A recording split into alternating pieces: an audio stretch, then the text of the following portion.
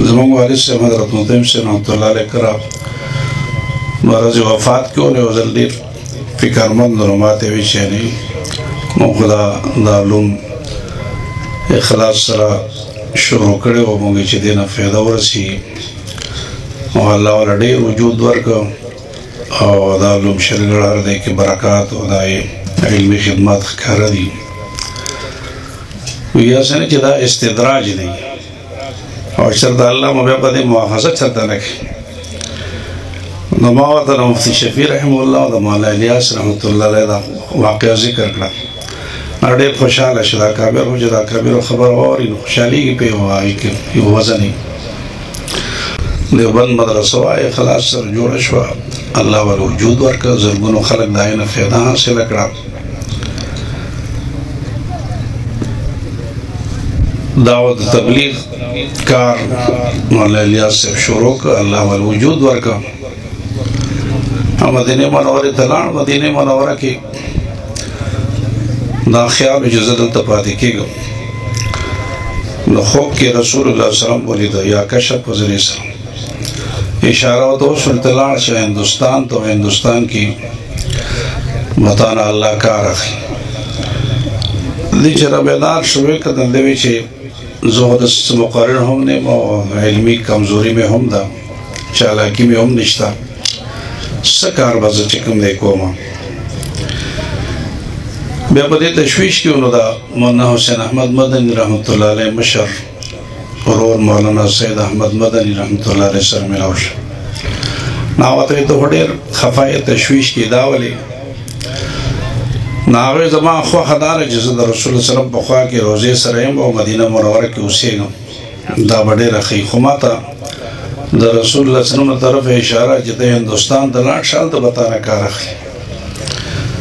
نما سردار تشویشی جزو خونا مقرر ما وندرسی چالاکی رات کرشتا و نسا دا کار بزسن کو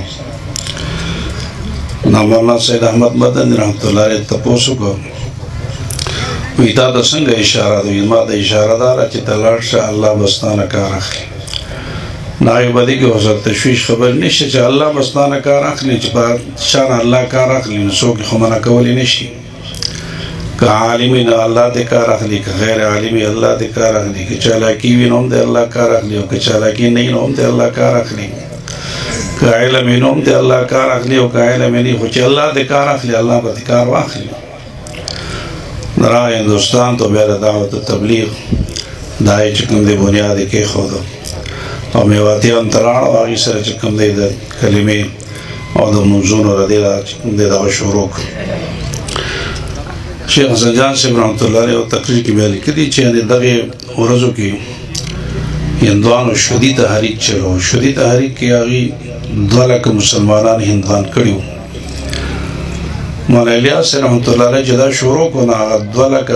ہندوان چکم مسلمانان ہندوان شو دوبارہ بیا اللہ مسلمانان دا برکت دا آگئی کل جاگا مرض وفات کیوں رو اللہ مفتی شفیع رحمہ اللہ مفتی رفیع عثمانی رحمہ اللہ دا ذکر کری دی مفتی شفیع رحمہ اللہ دا تپوس للاڑو ایمانگو سو چلاڑو دا مولانا الیاس رحمت اللہ علیہ بون پکٹ بانے پروتو دا مفتی شفیع رحمہ اللہ دا وقت کی خبر آغت بغوق کی خبر اکرانوی جلال بیاد دا مفتی شفیع رحمہ اللہ بغوق کی بلا خبر اکرانوی خندل ایمانگو تاوی چھ دا مولانا الیاس رحمت اللہ علیہ تا تسووی چاہو جڑلو بیا چتاوا تسووی ناو خندلہ سو ناوی مولانا الیاس رحمت اللہ علیہ ما تقوکی دا خبر اکڑا چدن دعوت و تبلیغ دا کاما شروع کڑی اخلاص سرا خودمر اللہ وجود ورکا دمر علی فیدے دے خوریشوی چی آسینے جدا استدراج دی و زمان مواخذہ پی رسول اللہ انکی استدراج دی نیمہ تو بقوت کی دا خبر اکلا کہ استدراج ہوئی نا تا